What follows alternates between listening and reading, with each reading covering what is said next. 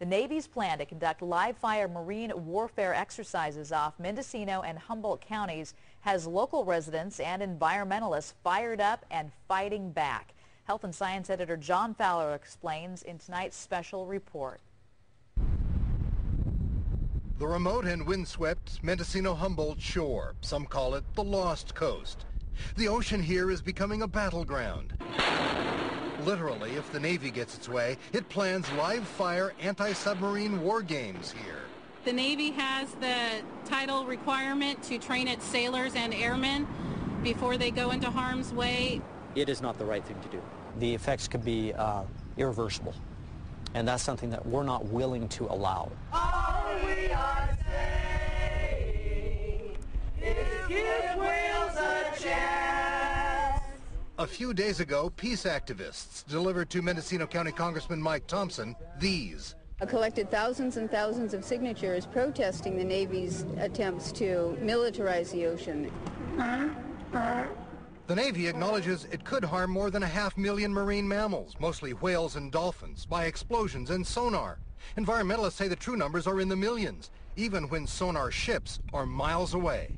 This technology is known to severely impact marine mammals, easily tens of miles away. There were 2 California public hearings, barely attended. Meredith Smith went to one. It was truly appalling. It had so many frightening aspects and no real information. I'm hoping that there's going to be more information made available before a decision's made. Critics say the public hearings were disingenuous, that the Navy was really trying to fly under the radar, a kind of stealth maneuver to avoid public scrutiny. Activists say the Navy will not get away with it. I think that everyone along the way kept quiet about this, hoping it would go through without us really knowing and having a voice in the process. Activist Rosalind Peterson pored over the Navy's 1,000-page environmental impact statement and raised the alarm. This seems like overkill. The Navy says it needs more training because of a growing threat from subs like these, super quiet, diesel or advanced electric powered, from 40 countries, including China, Chile, even Iran. That is why we train. One of the reasons why we train and that we need to train with sonar is to detect diesel submarines, yes. The Navy says it plans lookouts to watch for marine mammals. And we are in compliance with the Marine Mammal Protection Act and the Endangered Species Act and under consultation with National Marine Fisheries Service.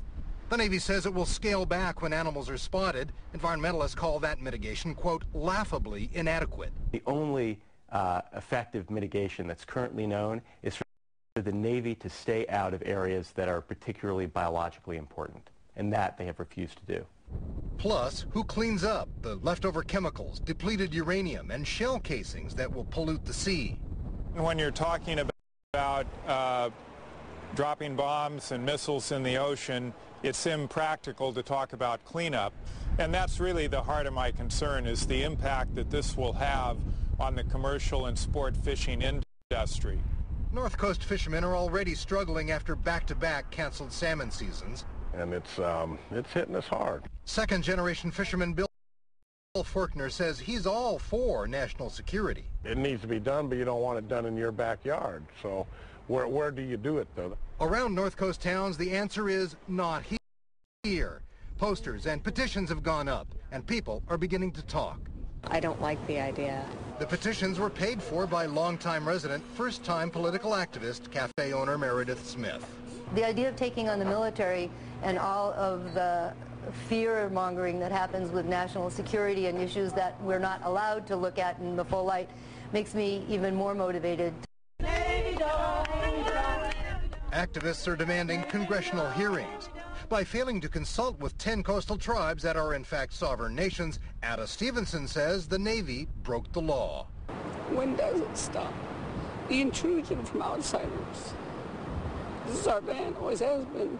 Hawk Rosales promises civil disobedience. All people have a responsibility to be the caretakers for Mother Earth. He says the sun never sets on that commitment. The Navy says the same thing about national security.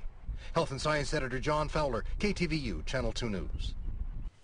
Activists have voiced their concerns to Senator Barbara Boxer. Today, we heard from her office. A spokesman says they are reviewing the situation.